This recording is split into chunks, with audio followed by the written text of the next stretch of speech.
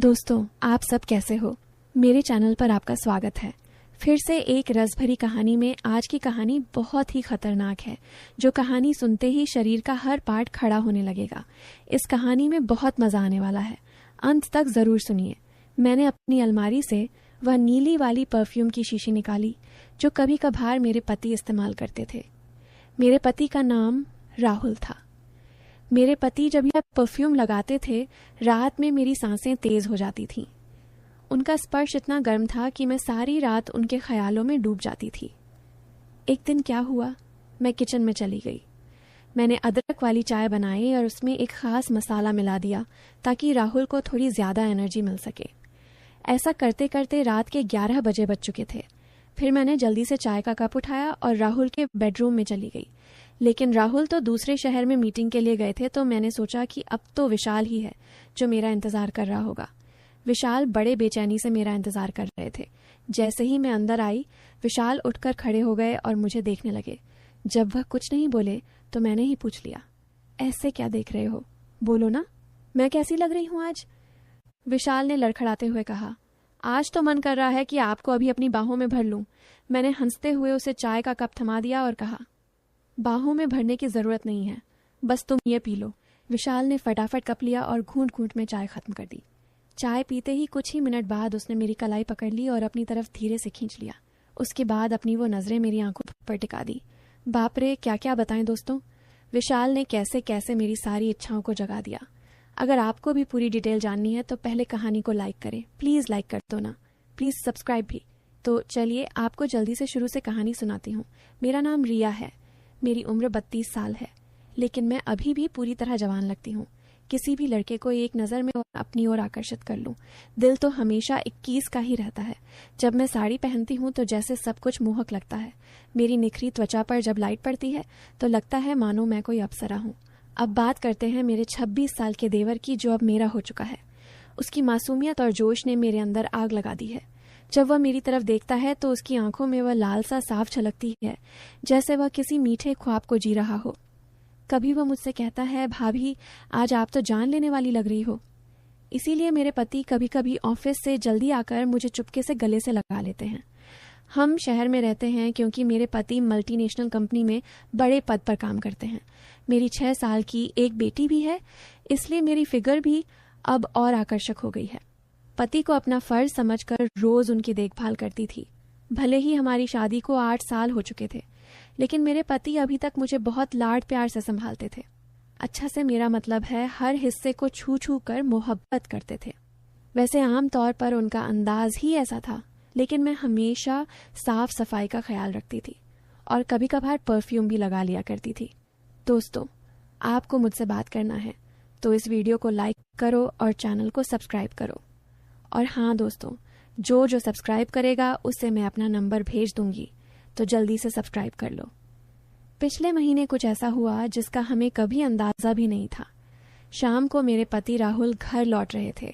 उनके ऑफिस में एक जरूरी कॉन्फ्रेंस थी, इसीलिए सबने उन्हें बहुत बिजी रखा था और वह कार से घर आ रहे थे। आते वक्त उनकी कार का टायर पंक्चर हो गया। इस हादसे में उनकी पीठ में चोट लग गई और डॉक्टर ने कहा कि रिकवर होने में कम से कम 8 से 9 महीने लगेंगे। यह सुनकर मेरा दिल बैठ गया। राहुल का दर्द भले ही शारीरिक था, लेकिन मेरे मन में एक गहरी व्याकुलता भर आई। जब मैंने उन्हें अस्पताल में देखा, उनकी आंखों में तकलीफ साफ नजर आ रही थी। मैंने फौरन उनके पास जाकर उनका हाथ पकड़ लिया। इसी वजह से मेरी ननद और मेरा देवर उनकी देखभाल के लिए आए थे। मेरे सास ससुर तो वापस चले गए, लेकिन राहुल ने देवर को यहाँ रुकने को कहा क्योंकि वह ठीक से उठ भी नहीं पा रहे थे। मुझे ही बाजार से सामान लाना और बाहर के काम संभालने पड़ते थे। मैं राजी हो गई और बहुत खुश हो गई। देवर जी मेरे कद के बराबर ही आते थे। बॉडी भी फिट थी और रंग भी गोरा था। वह ज्यादा शरारती टाइप का लड़का नहीं लग रहा था और मैं भी खुश थी कि कोई तो आया जो मेरी मदद कर सके। आज वह मुझसे थोड़ा थोड़ा झिझक रहा था क्योंकि वह शादी के बाद पहली बार मेरे साथ इतने करीब था। रात को जब मैं राहुल को दवा दे रही थी, तब मेरा देवर भी हमारे पास बैठा था और फिर अपने कमरे में जाकर समय पर सो गया था। राहुल के चेहरे पर थोड़ी सुकून की लकीर थी, लेकिन वह से अभी भी दर्द में था। तभी मेरी सारी फीलिंग्स बाहर निकल आई। मैंने राहुल के पास बैठकर कहा, वह भी क्या दिन थे जब आप रोज मुझे छूते और अपनी गर्मी से भर देते थे। राहुल ये सुनकर हल्के से मुस्कुराने लगे। क्या हो गया मेरी जान, आज तो पूरी उत्तेजित लग रही हो। मैंने कहा, नहीं जी, आपको तो मजाक सूझ रहा है और इधर मेरी हालत खराब है। सच बताऊं तो इसने मेरा बुरा हाल कर रखा है। मेरे पति बोले, मैं तुम्हारा दर्द समझता हूँ रिया, मेरा भी बहुत मन करता है, लेकिन क्या करूं, मैं तो ठीक से हिल भी नहीं सकता। बस थोड़े दिन और सब्र कर लो, फिर देखना मैं इस तुम्हारे फूल का क्या हाल करता हूँ। तभी मैंने कहा, थोड़े दिन नहीं, पूरे 9 महीने बाकी हैं ठीक होने में, और मेरा तो 1 महीने में ही यह हाल हो गया। पता नहीं आगे के दिन कैसे कटेंगे। मेरे पति मेरी उदासी दूर करने के लिए बोले, चलो वह नहीं तो कम से कम चाय ही पिला दो, डॉक्टर ने भी कहा है। तभी मैंने हंसते हुए कहा, आपके नसीब में तो वह भी नहीं है, क्योंकि आपकी बिटिया ने पी लिया है। हम दोनों जोर जोर से हंसने लगे। मेरे पति मुझे खुश रखने की पूरी कोशिश करते थे, लेकिन मैं क्या करूं, सब बेकार था। थोड़ी देर बाद राहुल सो गया, क्योंकि उनकी दवाइयों में नींद की गोलियां भी थीं, लेकिन मुझे नींद कहाँ आ रही थी। इसीलिए मैं खड़ी होकर देवर जी को देखने चली गई कि वह सोया है या नहीं, लेकिन वह यालय अब भी जाग रहा था और मोबाइल देख रहा था। मैंने उसके कमरे में जाकर कहा, हुआ विशाल, 12 बजे बज चुके हैं और तुम अभी तक नहीं सोए, लगता है तुम्हारे मन नहीं लग रहा है। वह उठकर बैठ गया और बोला, नहीं भाभी, ऐसी बात नहीं है, बस यूं ही फोन देखते देर हो गई। फिर उसने पूछा, भाभी आप भी तो नहीं सोई? मैंने कहा, मुझे तो आजकल नींद ही नहीं आती। विशाल ने पूछा, क्यों, क्या बात हो गई? मैंने हंसते हुए कहा, नहीं, वो मैं तुम्हें नहीं बता सकती। जब तुम्हारी शादी होगी तो तुम्हें खुद ही पता चल जाएगा। मेरे मुंह से ऐसा सुनते ही विशाल ने अपनी नजरें नीचे कर ली और अंदर ही अंदर मुस्कुराने लगा। तभी मैंने कहा, अरे तुम तो इतनी सी बात पर शर्मा गए। अच्छा बताओ, अभी तक कोई लड़की पसंद की है या नहीं? विशाल कुछ नहीं बोला, उसे अभी भी संकोच था। तभी मैंने उसका हाथ पकड़ा और कहा, अरे पागल, अपनी भाभी से इतना मत शर्माओ। वह धीरे से बोला, भाभी सच बताऊं तो ऐसी बातें मैंने अभी तक अपने दोस्तों से भी नहीं की हैं। मैंने कहा, अच्छा तुम मुझे अपना दोस्त ही समझ लो ना, क्योंकि मुझे ऐसी बातें करने में बहुत मजा आता है। विशाल ने कहा, हाँ भाभी, एक थी, लेकिन उसने मेरे से बातें बंद कर दी हैं। मैंने पूछा, तुमने तो कर दी होगी ना? विशाल बोला, नहीं भाभी, सच बताऊं तो मैंने उसे ठीक से छुआ भी नहीं था। मैंने मुंह बनाते हुए कहा, तुम तो बड़े सीधे हो, चलो कोई बात नहीं, अब तुम मेरे पास आ गए हो तो मैं तुम्हें अपना प्यार देकर जवान कर दूंगी। मैं बातें करते करते विशाल के कमरे में ही गई थी। सुबह जब मेरी आंखें खुली तो विशाल बेड पर बैठा हुआ मुझे ही देख रहा था। मेरे उठते ही विशाल ने मुझे गुड मॉर्निंग बोला। जब मैंने पूछा, क्या देख रहे हो, तो वह बोला, भाभी आप सच में बहुत मोहक हो। वह हम मुस्कुराते हुए बोला, अच्छा तब तुम सुबह सुबह आकर्षण का मजा ले रहे हो और रात को तो बड़े शर्मा रहे थे। वो मुस्कुरा के पूछने लगा, भाभी आप बुरा ना मानो तो एक बात पूछ सकता हूँ? मैंने कहा, अरे पागल, मैं क्यों बुरा मानूंगी, पूछो क्या पूछना है। उसने मुझसे कहने लगा, भाभी सच सच बताना, आप जो 3-3 किलो की ये थैलियां लिए घूमती हो, आपको भारी नहीं लगता क्या? उसकी अब बात सुनकर मेरी हंसी छूट गई। इसके बाद विशाल मुझसे काफी खुल गया था और अब वह मुझसे ज्यादा शर्म नहीं करता था। इससे मैं भी बहुत खुश थी, क्योंकि अब मेरा भी समय अच्छे से बीतने लगा था। विशाल को आए हुए 20 दिन बीत चुके थे और वह मुझसे काफी खुल मिला गया था। वो बाहर के सारे काम कर देता, बाजार से सामान ले आता और अपने भैया को भी सहारा देता। मेरी तो बहुत सेवा करने लगा था। शाम को मेरा सिर भी दबा देता और कभी कभी मेरे शरीर को भी आराम देता। लेकिन मेरी चाहत दिनों दिन बढ़ रही थी और मैं मेरे पति की हालत अब भी वैसी ही थी। अब सब कुछ मेरी बर्दाश्त के बाहर हो चुका था। मैंने सोचा कि अब तो विशाल ही है जो मेरी मदद कर सकता है। वैसे मेरे मोहल्ले में भी 3 लड़के रहते थे जो कॉलेज जाते थे। वे भी मुझे देखते थे।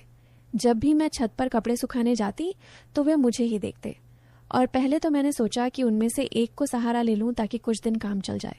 लेकिन फिर मैंने सोचा कि मैं इस घर की इज्जत हूं और कल को पता नहीं या मुझे या मेरे पति को बदनाम कर दें। इसीलिए मैंने उन्हें अनदेखा किया। लेकिन विशाल तो घर का ही है, इसीलिए मैंने तय कर लिया कि वही मेरी मदद करेगा। आज मैंने पक्का फैसला कर लिया कि आज विशाल से काम ले ही लूंगी और अपने सूखे दिल को विशाल से ही भरवा लूंगी। उसके बाद मैं किचन में खाना बनाने चली गई। जैसे ही विशाल नहाकर ताज़ा होकर किचन में आया, मैंने सब्जी काटने का बहाना बना दिया। मैं किचन में ही साड़ी का पल्लू नीचे करके काम कर रही थी। मेरी बेटी अभी नानी के घर गई हुई थी, क्योंकि घर में उसे देखने वाला कोई नहीं था, इसलिए अब बाकी का काम खुद करना पड़ता था, और घर में मेरे पति और विशाल के अलावा कोई नहीं था, तो मुझे डर भी नहीं था। जैसे ही विशाल अंदर आया, वह मुझे देखकर एकदम हैरान हो गया और कहने लगा, सॉरी भाभी, मुझे माफ़ कर दो, मैंने देखा नहीं और बाहर जाने लगा। तभी मैंने उसे रोक लिया। अरे विशाल, क्या हुआ? कोई बात नहीं, अंदर आ जाओ। विशाल बोला। भाभी, ऐसे मैं अंदर कैसे आऊँ? मैं कहा, ऐसे वैसे मत करो और जल्दी से आकर मेरी मदद करो। विशाल का मन भी कर रहा था, लेकिन मैं उसकी भाभी थी, इसीलिए वह थोड़ा हिचक रहा था। फिर अब मैंने उसे कहा। धीरे धीरे विशाल किचन में आ गया और पास आकर खड़ा हो गया।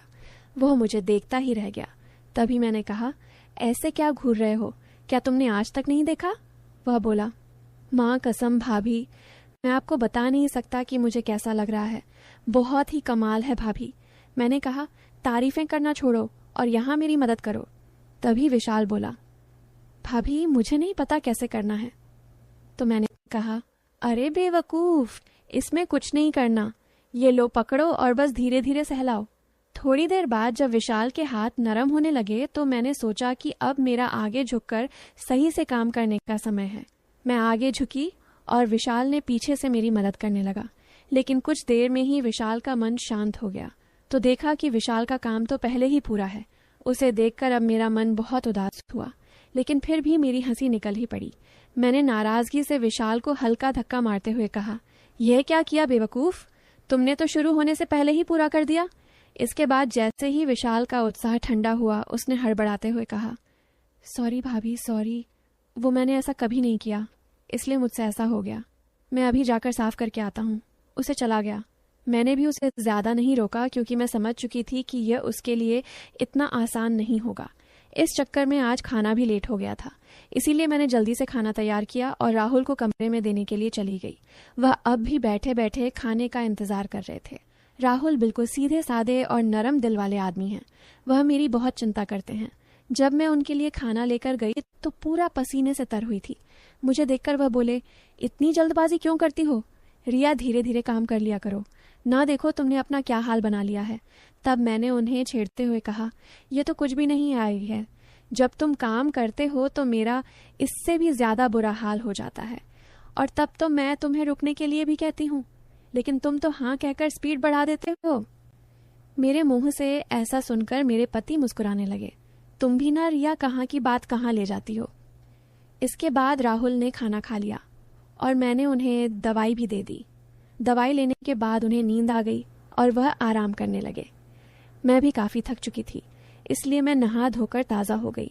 इसके बाद मैं विशाल के कमरे में उसे देखने के लिए गई तो वह भी सो चुका था। फिर मैं अभी आराम करने लगी। शाम को जब मैं विशाल को चाय देने गई तो वह बैठा फ़ोन चला रहा था। मुझे देखकर उसके चेहरे पर मुस्कान आ गई। मैं भी उसे देखकर हंसने लगी और मैंने उससे पूछ लिया, क्या बात है विशाल, आज तो तुम काफ़ी खुश लग रहे हो।